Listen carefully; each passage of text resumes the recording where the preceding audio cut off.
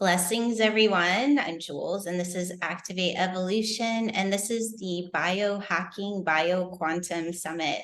And I am super excited about our guest today, John Burgos. So John is, he's doing some amazing things. And instead of me reading his bio, I'm going to have him kind of talk about what he would like to share with you about what he's doing, what's lighting him up, anything new that he'd like to tell us about, and then we'll get into the goods.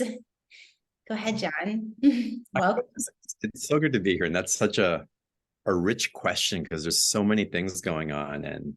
But the impetus of what I do is really sharing kind of as I'm guided. So as I go through different journeys, it's like I pick up these spiritual and psychological and vitality tools along the way. And my passion has always been sharing that with other people.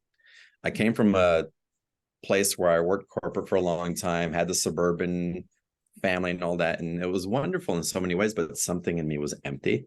There's a vitality and a light that I felt was being diminished from me. And I started looking for other ways to reignite that.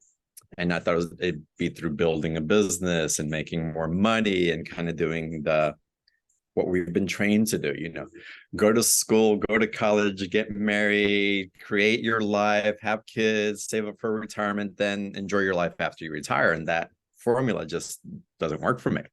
Mortgaging my happiness in my life for some future thing, that's not guaranteed. It just felt empty to me. So I started exploring and I got into deep spiritual exploration. That was very much always a passion of mine, but it was always internal. I was always extremely intuitive, would have prophetic and psychic dreams on a continuous basis, but I processed them on my own. And it's when I started diving in and exploring different modalities and incorporating them into my own life and feeling the expansion of that ownership and embodiment of what's possible in these quantum fields, that life really started shifting. And that's been about 15 years now. And who I am now compared to who I was 15 years ago, I couldn't have even imagined, started writing the chapter of the life that I'm in today. Back then, it's so far beyond what I was taught that perhaps I could experience. And so that's a big quantum shift in timelines and a projection that was set out, and how I was taught to create different opportunities by following the threads, following the energies, being in a relationship with it, and learning how to navigate in ways that I hadn't been taught before. And so my passion is to share that with other people, as many people as I can. So let's let people know some of the ways that you're doing that. Oh, God. The primary way I've been doing it for a long time, I host an online platform. It's a telesummit called Beyond the Ordinary Show. And I was guided to put that together because, again, I wanted to reach as many people as I could because my life had shifted so much. So I interview speakers much like you're doing here. And again, I've been doing it for the last 10 years. And that's where I get to have provocative, esoteric conversations to really get out of the spiritual quantum closet and talk about these things that are real, even though we can't see them. Talk about these truths that exist within us, even though we can't logically formulate them. And isn't that what quantum consciousness is all about? I love that. Yeah, I was actually just reading a blog post and by Dave Asprey, actually. And he was saying that, we're using like 10% of our consciousness, and then the other 90% you could say is subconscious, but not all of it is programmed, right? There's also the superconscious that's in there. And so it's the truth that we can't necessarily see or prove, but it has an intelligence. And that for me is the awakening of the quantum body. That is how we're going to shift out of identifying and everything that's form and the proof. And I mean, we're all just so over it, right? It's like, I feel like there's such a huge part of the population that's ready to experience what's next in human evolution. So, and I love how you keep going down this place of feeling the vitality, because I feel like that's kind of the push behind knowing that we're more than what we're experiencing is a sense of vitality connected to the spirit and connected to, well, this, you could say the super conscious, or you could say the divine intelligence, whatever word sounds right to you. So I want to dive into that and just kind of hear what maybe some of your practices are, or what you would reflect back on that. Oh, wow. What's coming up a lot lately, it's a lot of embodiment practices, which are really meant to slow me down. So I've been an athlete since I can remember, and always like training my body and being in a flow, and it's wonderful. And in that athletic state, I would get into meditative states. So for me, it was also a way to center, to ground, to reach and have conversations with that super consciousness flowing through me to get inspiration and creativity. And it was wonderful. But what started happening, I started becoming aware that as I was building my body, if I was still running programs of limiting beliefs and working with my body, with my mind, with the limiting beliefs intact, that I was building and reinforcing the cells with those limiting beliefs. So I had to go through periods of degeneration to get to a foundational level with new belief systems, so I can start building up the new belief systems as my neural pathways got rewired to a higher level of consciousness. And when I was able to do that, the way that I worked my body, I worked my consciousness, became a lot easier. I didn't have to be so military-esque with the way I was doing it. I didn't have to be in a state of, I'm not enough, I've got to push harder, I'm not as strong as the other, I've got to keep up, I've got to fight aging. It's like the limitations of those things. And I was really in a place with the flow of consciousness streaming through me, and me meeting it in relationship instead of trying to force it to happen.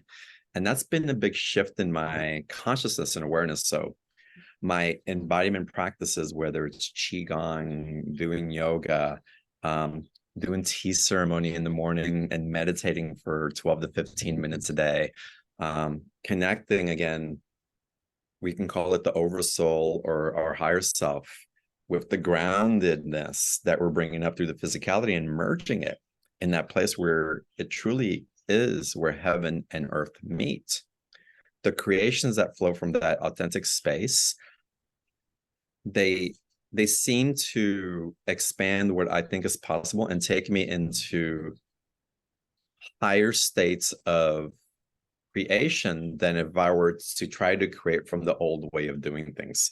Follow A, B, C, D, and to achieve X, and then you can land on something. And while some of that's still true, there's a lot of surrender that takes place. And again, by getting into our body, feeling that chi, the flow going through us, the connection to the consciousness, the vitality that it brings, the reverse aging that occurs when I'm in that state. So I can tell the difference from a couple of weeks of really being in it to letting go of it for a week. It's like I can tell, it's like I feel more tired, this lethargy that takes place. I start getting bags under my eyes. But when I connect back in, it's like, oh, why did I stop? So there's a lot that's happening in the embodiment practices, as much as I love traveling across dimensions. I love that you said that, because I do feel it's time to bring consciousness into the body. There's a lot of practices of astral travel, and you go here and we can go a lot of different places with our consciousness. But if our body isn't going with us, then it's kind of like, what's the point? And I feel like that is the biggest shift that I'm starting to see in a lot of thought leaders, is that they're starting to do just what you're describing. Is they're tapping into the intelligence of the body and allowing consciousness to connect to that. Because, well, with what I find in the work that I'm doing, is that our body is the most advanced technology there is. And when we turn on that other 90%, and then we consciously participate in the intelligence that's held there, that's how we activate, well, the quantum human, you could say, whatever's next in human evolution. And that's super exciting. And it sounds like we're all kind of finding our little ways of having that happen. There was something you said, let me see if I can remember, that I was tapping into. Okay, let's go back to when you were kind of reprogramming. So you had your way of kind of mastering physical form, and then you realized that that was being done through your programming, which I call the third level of consciousness. And then you're starting to tap into almost like reprogramming it, or even maybe even better said, it's just listening and doing through the intelligence versus your programming. So tell me some of the changes that you've experienced by kind of opening yourself up to existing outside of programming. Yeah, well, what's happening is we're disentangling those limiting beliefs, right? Again, we can call it the programming, and sure, that's what it is. But we're disentangling that energy so there's more bandwidth to create in other ways. So, I could exist, and I was out of body a lot. I learned how to get out of body because of very traumatic events as I was growing up. But it was also great training for knowing that there's access to that, and learning how to get back into my body was a practice, a learning that's taken me really a lifetime in lots of different ways. I can glimpse being back in my body, but it's always really easy to slip out. So in the spiritual community, you can find a lot of people who have a tendency to do that, probably under similar circumstances. It's just something comes up and automatically we're just wired to go out. There's also those that are very embodied. They're so embodied and they receive intelligence, but when they receive intelligence, it's from the chest up. It's very heady, and there has to be a balance in the middle where we can actually allow the flow of the consciousness to go through the fullness of our body, not stop it here up, not just be in our heart all the time, but really utilize the full vessel for its technology that it's giving to us. It's like we've been driving the Ferrari in second gear for so long, and we've got another 5 gears to shift into. And so we're learning how to do that. And so it's a big shift. And I forgot your question. I got a little distracted because I wanted to talk about that. This entangled. Some of the practices, there's a lot of mirror statements that I work with, and you can call them affirmations, but they're more than that because they're very simple mirror statements that you walk in, and the shifts are uncomplicated. And when we start complicating with all these words and music behind it and all that, the mind doesn't really can't tell where it goes, so it goes where it thinks it needs to go. Now, if we direct with very simple direction, give a keyboard a very direct command, and it's going to give you the program that you want. And so when we work in front of a mirror, you find that the chemistry in your brain works a lot faster to shift. It works in the same way plant medicine works. It's like you take in the information, it's going to go in and start talking to the limitation first. So it's going to hit the back of the brain. It's going to release peptides, and those peptides are going to be fed whatever your emotional tendency is at that time. So if you're in a strong field of support, of I'm enough, I deserve to be a success, and can carry the energy of the truth of that within your system, you're going to start drowning out those places where the program was in that you weren't enough, that you don't deserve to be a success. It's too hard to make money. It's you don't deserve to be in a loving relationship. But if you start shifting with direct focus a little bit at a time, again, you start releasing peptides in the chemical, and the peptides start flowing to the new energetic and forming new neural pathways. Plant medicine works in exactly the same way, except it takes you a very vast process on reprogramming, maybe facing those limiting beliefs toe to toe, and perhaps choosing a new direction, and it rewires the brain, it rewires the chemistry in your body. Now, the important thing with plant medicine is you have to have follow-up. You have to continue to integrate, and you can have big breakthroughs, but if you go back into an old lifestyle, you're reinforcing the old beliefs again. So it's this kind of a ton of benefits in the beginning, and you kind of maybe go back a few steps, but you're still further ahead than you were before.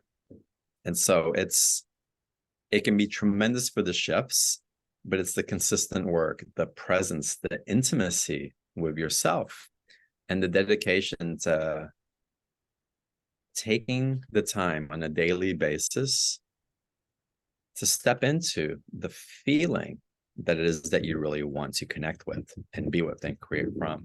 And if you can devote yourself to that, there's so much that can shift, and so much creation that can happen that's perhaps is felt out of your bandwidth for a long time.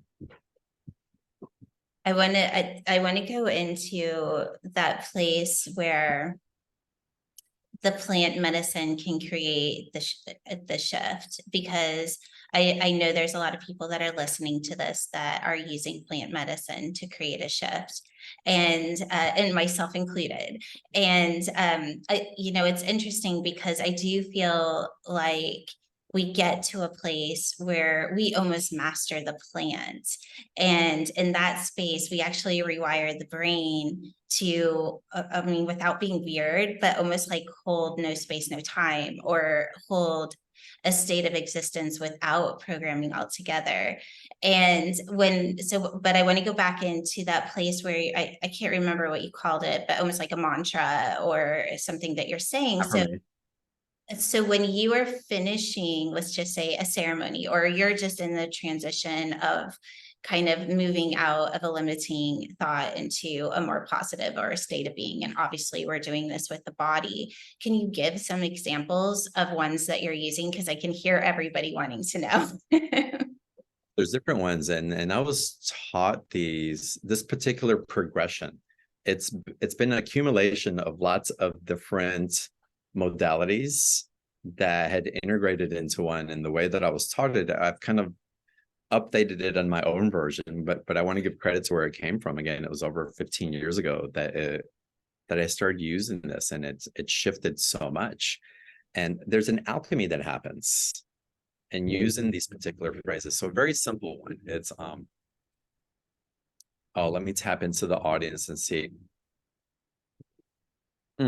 Being a priority. So if people don't feel like they're priority, or they're putting other people first all the time, and they're kind of like their needs are kind of secondary, or they don't get their projects out, or they don't ask for a raise because they think something else is happening, it's like there's something in us perhaps that doesn't believe that we can prioritize ourselves first, that there's a sacrificing energy for whatever reason it's there. And I have a lot of clients that this is a foundational, we'll call it a core wound, that runs in our programming. And a simple affirmation is to go in front of a mirror, look in your left eye, and be in relationship with yourself. And you'll start build and do this on a daily basis, at least 30 days, because you want to start building relationship with that part of you. It's like we can have a practice, but we kind of use it for a little bit and let it go. It's not really going to stick. And so if you really want to affect change, really devote to what's resonating for you and give it a chance, so it can really take amazing effect. You're not going to start running and train for a marathon and run 3 times, before the marathon and think that you're going to do well. It's the same thing. So we'll go into space, look in the mirror in your left eye, and start with it's safe to be your priority. It's safe to be a priority. And then I deserve to be a priority. Then I can be your priority. And I am a priority. And then I'm so grateful to be your priority. And there's another layer to it, but let me explain to you why these different phrases. If you don't think it's safe, you're never going to go into even believing that you might even deserve it, because you're in fight or flight, in safety mode. It doesn't matter. Great, you get to deserving. If you don't think that you deserve it, there's no way that you can. If you don't think that you deserve it, there's no way you can. So you have to attune and acclimate your body to getting into that place and running the chemistry in your mind and connecting with the emotion of receiving. And again, this is chemistry, working with emotions, working with the energetic field to create a new outcome. If you don't think you can, there's no way that you are. And if you don't think that you are, there's no way that you can be grateful for it. And it's the gratitude that expands the field exponentially, quantumly, into unknown realms of what can be created when you hold that so steadily in your existence. And after you go through that first set, what you want to do is you want to go back and repeat the same statements, but instead of I, use your name. So John, you deserve, or John, it's safe to be a priority. John, you deserve to be a priority. John, you can be a priority. John, you are a priority. And the grateful part that always stays with the I statement, I'm so grateful that I'm a priority. And you can start feeling that again, you create the field of what you're attracting. We're all energy. It's magnetics at play, like energy meets like energy. And that's just the way the world works. We complicate it with a lot of stories. We create a lot of characters around how things can show up. And I'm sure they exist. I have my own experiences of guides and avatars and cosmic beings that show up as well. But at the end of the day, even those beautiful benevolent entities are energetics. And so we resonate towards each other based on the harmonics of the vibration that we're emanating. And so we can start getting to that place and uncomplicate the different realms, the quantum scariness that can happen in this particular one, the cosmic wars that are happening there, the predators that are in this world that aren't really in our world necessarily, but somehow they exist in our mind. If we can start meeting those and start thinking critically around those stories and being in relationship with what is instead of the fear of what might be, there's amazing shifts that can occur for the betterment of not just yourself, but the people around you as well.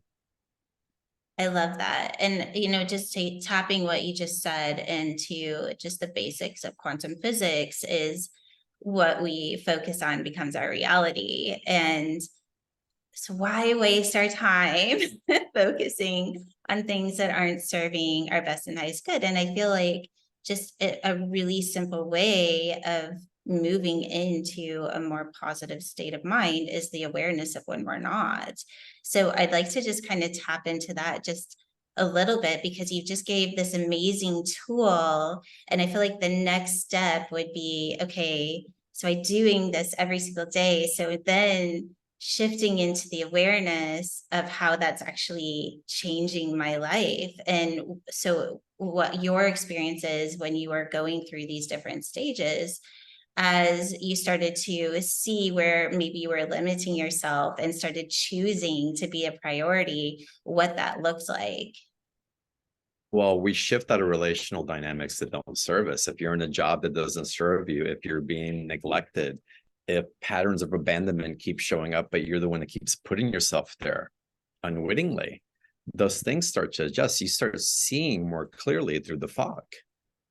And that's just what's happening in the world at large. We're starting to see, as we're raising in consciousness, all of us, we're starting to see where things are just discordant in ways that we will not tolerate anymore, because our bodies, our antenna, this amazing technology that we have, won't let us anymore.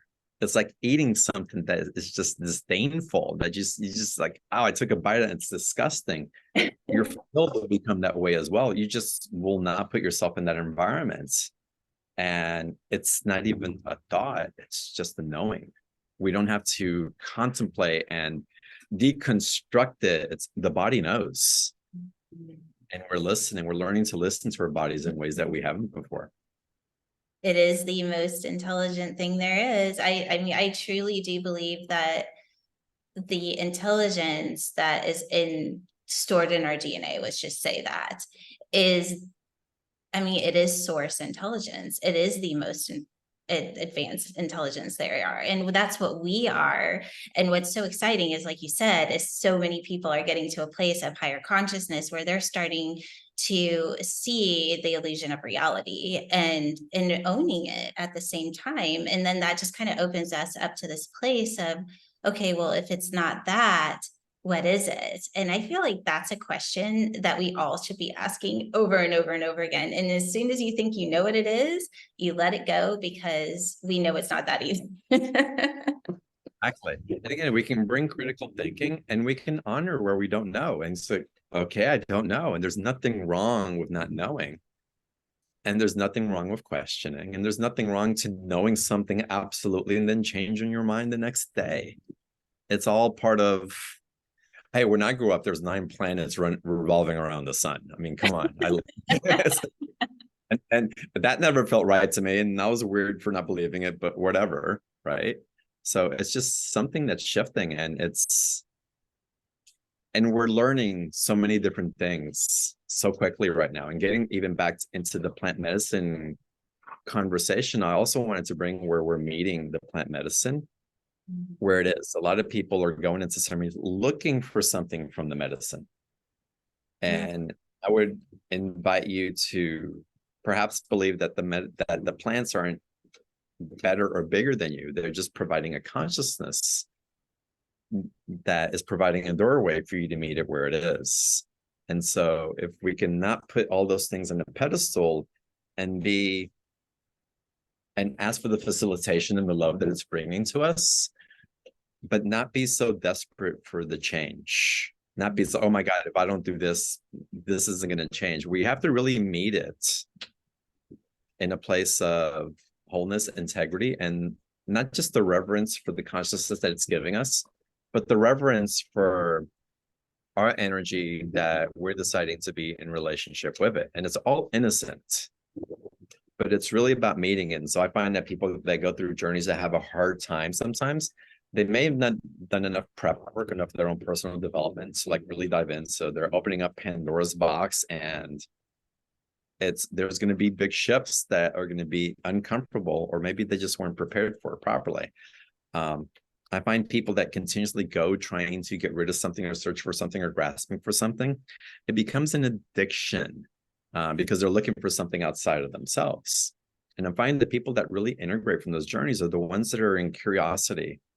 They may have an intention what they're going in a particular thing, but they let go of that because they're also being guided to parts of their subconscious that's really drawing the boat, steering the ship.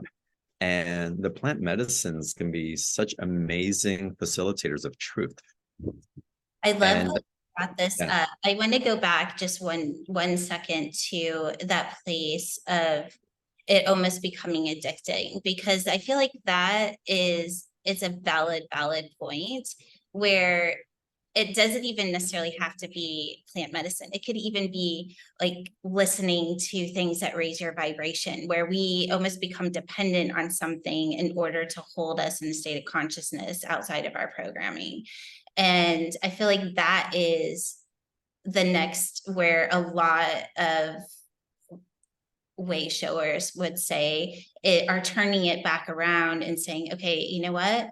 How about I teach you how to hold consciousness in that frequency? Because that's going to be way more valuable than you coming and doing activations with me every day. And that's definitely my passion. And so I really appreciate you saying that.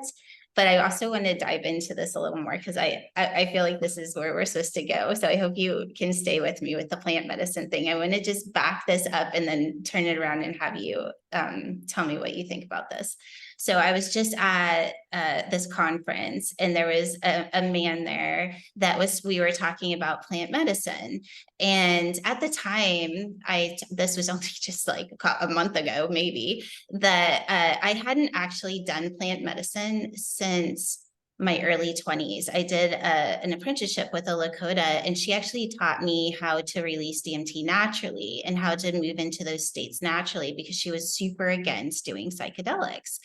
And so I let it go and I stopped doing it, even though it was probably like, I can't believe I'm saying this out loud on a podcast, but it was my drug of choice as a young like hippie. I just was so fascinated with like finding consciousness through it, but also being able to master it and when I was doing it, right? And so this man was talking about how each plant has a different field, let's just say, or a different experience within it. And he was talking about how ayahuasca, a lot of times people see the pyramids and they'll see skulls, and a lot of times people will see the same aliens as another one. And then he was saying like mushrooms is more this flowy, like, well, everything is going like this, right? And you're kind of your psyche maybe just kind of shifts and moves, and it's showing you different aspects of your mind in a more fluid way. And then he was talking about this other one that was, I think he called it the frog. It could have been the toad, something like that, but they were glands that you do. Okay.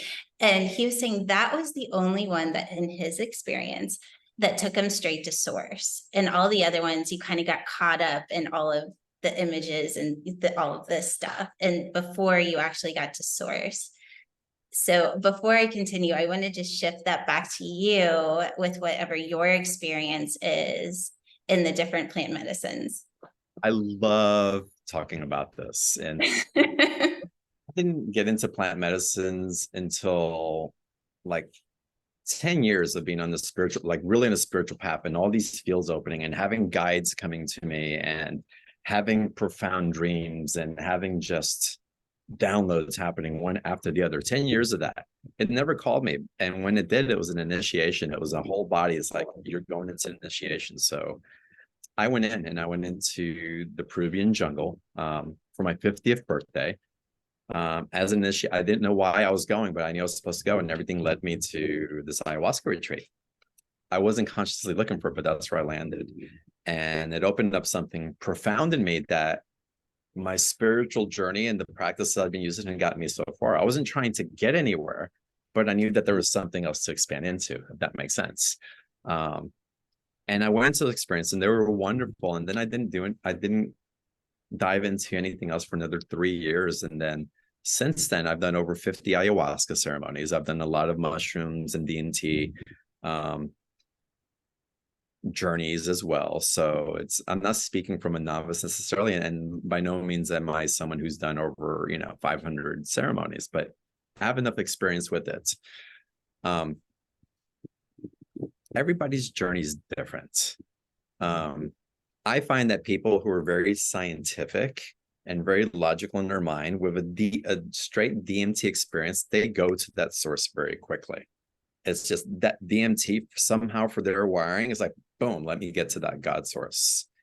DMT for me is a little more sensual and expanding in that way and opening my field in that, where ayahuasca takes me to source. And even mushroom things, the psilocybin tends to take me into a lot of emotional playing with the fields. I've never seen a pyramid on ayahuasca. Okay. So I think we all have different experiences. I've had a lot of celebration ayahuasca, and I've also been taken into a lot of dark spaces, which has been beautiful for me because I've gotten to see the beauty in what we would call the darkness or the shadow.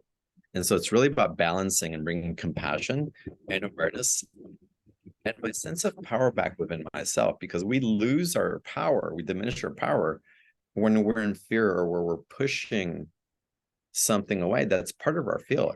If we're in fear of our own power, we're going to be in fear of the power that exists other places. And so it's really about meeting it where it is and where we are, and having a relationship and growing from there. It's quite profound. It's quite profound. And what's happening for me in ceremony over the last year, I went into a deep initiation in Brazil back in March, and it was 9 ceremonies in 10 days. I left that and got into another ceremony for a couple of days, just kind of spontaneous. I went to deep dive with a very high vibrational small group in the psilocybin ceremony, and everything that's been coming through is the stories aren't existing for me. It's all energy. It's like the pictures and the things chasing me, or the darkness, or the guides that are showing up in this. It's all showing up as energy. It's all energy. The stories are going, and whenever something tries to come in and into story, my proclamation in the ceremony is like, okay, but what's above this? Yes. What's above this? Take me to, if I am in the ceremonial space, I can get into a place where I can tell great stories about seeing aliens from the Syrian starways. I can talk about seeing angels that are surrounding me, which I'm sure there. I can get into the healing with mom and dad and my siblings and my children, which has happened a lot in the other ceremonies. But those stories that are being in ancient Egypt or in Atlantis, and those stories are cool because, again, they're guides showing up in a particular place. And they're great stories to tell, but what's beyond the story? Like we want to get into our critical thinking as we dive into truth. Let's also allow our critical thinking to elevate us to higher points of consciousness that don't have to be stuck in folklore that we've been taught to bring forward subconsciously so that we can grow our consciousness. There's an energetic at play in the quantum field that's guiding us to places that we haven't been. And as we can let go of where the story stops and the repeating pattern that it's looping us in, and ask for the next level of information to come through, you find that you're in a place of energetic creation and alchemical formulation, that you are really the scientist that's putting together what's being created next. And we're not doing it alone. It's a co-creation, but we're learning how to be in that God source of formulation in ways that we haven't been before. Everything that you just said is, you know what I want to do is actually take this part of the interview, because I was literally trying to articulate this yesterday in a conversation and I had a really hard time doing it. But you just did it so beautifully. So that was my last experience. So I did mushrooms for the first time a couple weeks ago. And my intention was to always do exactly what you said, to go from whatever was shown and bring it into source and bring it into source. And I got so good at it that I actually was just kind of hanging out there, and I was like, well, what's next? Right? It's like, okay, there's got to be something next, but it wasn't. And so what I ended up being in, it was just this like kind of this beautiful field where I started to just play with the energetics of my body next. And I started kind of shifting, okay, well, I'll put my cells in here, and I'll put so I like started putting my breath and my blood and all these different places. And so when I did that, then I was actually moving everything out of my body into this place, and I could feel, that's why I was going to that place I talked about earlier, is I could actually feel the rewiring of my brain as I was doing it, as it was letting go of identifying as form into what you were saying is frequency. So I was doing it. Definitely, it was really easy for me to move past this story just because I'd done so much work with just doing it naturally. But I didn't realize how easy it was going to be. And so that was really exciting to just have that experience. So, okay, I had a point to all of this. What was it? I just like, I'm so into this because I think it's what I find really fascinating is when we're inducing like something with the plant medicine, it is basically showing us our own illusion and how powerful we can be with overriding the illusion by seeing things as frequency and actually taking it to the intelligence of source. That is the next level of human evolution. And that just, can you tell, it lights me up because it does. And what that does also is like we're energetic beings and we're receiving so much new information, and our bodies are learning how to acclimate to hold the light quotients in ways that we haven't. And so when you hold that space and you can raise it to, again, the energy of frequency as opposed to the story, you're creating bandwidth for the cells to grow and to be receptors for the light information that's coming in, that's going to take us to places that we can expand our field of intelligence and like in quantum creation. And so again, we become greater receptors for the light that we're expanding into. That's growing our field, that's shifting this human vessel. And you know, a lot of people talk about shifting the body into crystalline structure and what we're going into, and it's wonderful. But again, it starts with the belief systems. It's consciously working with the superconscious and developing enough of a relationship with it that the wires start connecting. And when they start connecting, the shifts in reality become profound. And what happens in that, Jules, is that we get out of fight and flight. When we get out of fight and flight, we're not warring or against something else. If we're not warring or against something else, then where are we? We're in co-creation for the betterment of something. So the problems that we perceive in this world kind of become like a story that someone else is telling that's not even close to. And we start creating a new dynamic of community as we resonate with others who are doing the same thing, and we start creating a wave of consciousness. As enough people do that, and a lot of people are doing it now, it's increasing more and more, the warring has to diminish, because you can't create from a place of separation in this field. And we realize that there's never been a war that's ended a war. So the war within ourselves, our self-judgment, the judgment that we have against, well, that's wrong and they're doing this, and instead of having judgment, we have compassion as an invitation for those energies to meet us in the light quotient that we're holding, rather than bringing ourselves down to try to fight against something that's not really part of our field anymore. And they talk about the splitting of worlds and the consciousness shifting into the ones that are crossing and the ones that aren't crossing.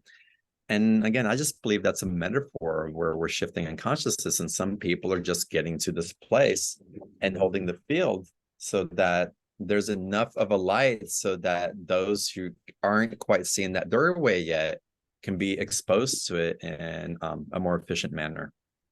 I completely agree with that. I also feel like there's just, if you just think about the way frequency works, as we're moving out of the primal body and into the quantum body, which is kind of releasing that, even emotion, honestly, like I've definitely moved into a place where I very rarely have emotion anymore, because I'm identifying in the frequency of emotion. And it's very different, because frequency doesn't, especially scalar wave, which is what we're becoming basically, doesn't diminish over time and space. So you're always in a specific frequency, and depending on what frequency you want to experience, that's where we get to be the creator within that. So here's my point. So if we're choosing to have even just the frequency of love, right? And it's not even that high of a frequency, it's like 528, right? And let's say primal programming is down in, let's say, like even 100, let's just say. So that's a big frequency shift. Well, there's going to be a completely different reality that's going to be created around 528 than 100. And that's what I think the shift is that these people are just, you might be having the same thing happening, but you're going to experience it from a completely different field of resonance, where you literally may not even know that the other person is there, because they're so focused on a reality that you're not. Exactly. I agree 100%. And it's not about abandoning others or not showing up for them, but in what we're resonating in the 500 instead of the 100, it just creates the opportunity for a sustainable field to emerge that can demonstrate that the suffering that's happening at the other frequency doesn't have to continue. And it's just a shift. It's an awareness. But if we think that it's our job to save, that it's wrong down there, then we're just back in that energy again. We're in savior complex. And I'm not saying that we don't formulate solutions, that we don't show up, that we don't enrich with what we're bringing. Absolutely we do. You can't help but to be of service when you have so much and you keep receiving so much. The overflow is just too much to contain. And it's why I started the show. I want to share this with everybody.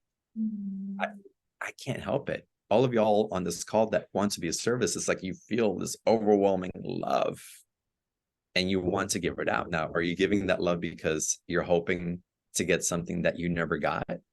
And that's meeting the frequency at a lower level. Or are you serving in that love because you're so fulfilled by it and it's so overwhelming that from that ecstasy and from that overflow, it just trickles down into the places where it isn't. And if you can create from there, that's where you create real change. That's where creativity comes in. That's where inspiration can really come through dream time or downloads that you get or meditations. And that's the quantum field. I love that you said that. I always have this thing where when people want to create change, the very first thing that they need to do is to tap into, why do I want to create the change? Right? Because is it because I don't want to suffer, because I don't want them to suffer? Well, then obviously you're meeting it in those lower frequencies.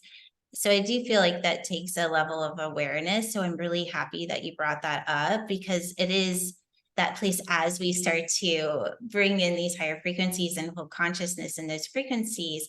We want everyone to be there with us, right? We want everyone, it's like, hey, come on up here. But it's not our job to change them for our own benefit. It's our job to just be the expression of that love and be in, and that's where really we start to move out of our programming and we move into that place of, okay, what is my part in this? Like that listen and do and that inspiration. And then we do start to co-create. So I appreciate you bringing that up. I hope that everybody really took hold of that and kind of doing a self check-in there, because it's an important one as we continue to raise in consciousness.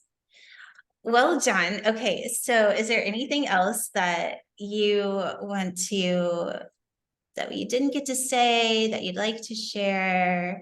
Give you this Well, I'd opportunity. love to just add to what you just said also, is we're really being called into not just sovereignty. And sovereignty is a thing. We're being called to understand and have intimacy with ourselves in ways that we haven't. And from that, we have to separate from the collective field that we've been entrained with. But we get into a balance of that sovereignty because we're not creating in a silo by ourselves. Everything's a co-creation. So to believe that you're a sovereign being, yes, a sovereignty in where you can differentiate your field from another, but then bring that field and your integrity in co-creation. So there is a codependency that we all exist on this in this world. And codependency has a very charged word, and it's negative. And in the way that we've been codependent, in the way that our parents' generation was codependent, in the way a lot of us were raised and we're rewiring during these times. But we're getting into a balance with bringing our sovereignty and our genius, what's truly ours, and then collaborating with someone else who's bringing in their genius, and the beauty of that collaboration and what can grow exponentially from people really being in their passion zone and their creation. That's where we're creating from. That's what we're being called to. So tapping into the why, like you said, understanding that we are being called into leadership at this time. We're maturing, we're evolving. Evolving means that we're maturing. And as we're maturing, there's radical responsibility that we take for why we're showing up, how we're showing up, and just having an understanding of ourselves in ways that we've given away to others to define us, and bringing that back home. And when we understand our why and have compassion for that why, and are willing to go, oh wow, I was doing this, but it was really costing someone else because I was trying for me. And just having enough of a vulnerability to have that awareness so you can bring yourself back home, and we can set those free that we've somehow entangled without necessarily knowing that we're doing it. It just sets the whole world, it sets our field, or those around our field, free to live authentically. And it lifts so much baggage, energetic, that we've been holding, that allows for more of that clarity to stream through. It puts us back in touch with our true passion, our true purpose, and it brings back the vitality that we're seeking through a lot of these biohacking mechanisms, which are great and wonderful. And my goodness, thank God for them, because we are not looking like our parents looked at our age. So definitely advanced there, but there's a quantum shift that's happening. I know I'm going to live to 120. I've known it since I was a kid, at least. How I was going to do that, I don't know, but the technology with it, not just the physical technology and the scientific technology, but the spiritual and quantum technology is catching up to that. And that's going to be a possibility very soon, where we're not just living to that age, but we're doing it with vitality, with consciousness, with endurance that we're still creating, and of immense contribution to the collective. Amen to all of that. That was yes to everything you just said. But there was one thing, okay, I want to watch the time, so just tell me if you need to go. But there's one thing I want to go back to with what you said. Let me see if I can tap back into it. I get so into what you're saying and then I forget. I talk a lot in different, yeah, I weave a lot of things. No, it's good though. It's good stuff. Let me see if it comes, and if it doesn't, then it wasn't meant to be. Yeah, it's not coming, but that's okay because everything you just said was amazing. Don't you love the call of leadership though? It's like all of us. It's like it's like that clarion call is. Oh, you just reminded me of what it was.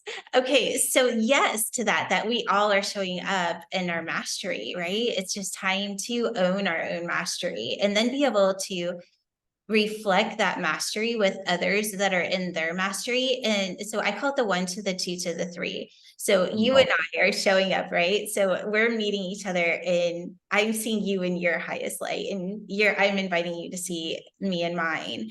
And then when that happens, it's like the intelligence turns on and shows us both something we couldn't see without each other's reflection. That I feel like is the energy that we're going to continue. And that's how we all will continue to collaborate, is because having that reflection allows us to see beyond what we could see on our own until we all become the same intelligence. And then we'll just not be talking at all. And we'll just be walking around in our little fields. And but it's amazing. What's the Bible passage? When two or more are gathered, you create the temple, right? oh, I love that. Yeah, exactly. Amen. Amen. All right, John. Okay, so tell us how we, because I know people are want to connect with you. So how are they going to connect with you? Oh my God, there's different ways. So if you want more interviews like this, I interview people like Jules does, just quantum consciousness, spirituality, psychics and channels, and just people that are just really bringing the consciousness of our trend of ascension that we're in now, because we've been ascending since the dawn of time, but we're really at a super advanced stage in how quickly we're moving through things. So beyondtheordinaryshow.com, we have conversations like this, and they're amazing. And the guests that are on it are just out of this world, just leading what's on the edge of new realities that we're creating. So again, beyondtheordinaryshow.com. And then I'm leading retreats into Tulum. There's gonna be something into Peru. I do private immersions on Hawaii now. So that's started, and you can find more about that on johnburgos.co. Amazing. I had no idea you were doing so much. That's so cool. So everybody and we'll put the link below in the show notes as well so that you can connect to him with ease. John, thank you so much for bringing your brilliance. And this was such a fun conversation. I fully enjoyed it. Oh my God, yeah, it's a lot of fun. We can keep going, and I know, right? Thank you for having me on the show. I appreciate it. Thank you. And thank you everyone for just tapping in. I hope that your heart is full and that you are feeling inspired and uplifted to go and step into your own mastery, and that with John's shares that you have something to kind of take to support you in owning that mastery. And we're sending you so much love. Until next time. Everybody.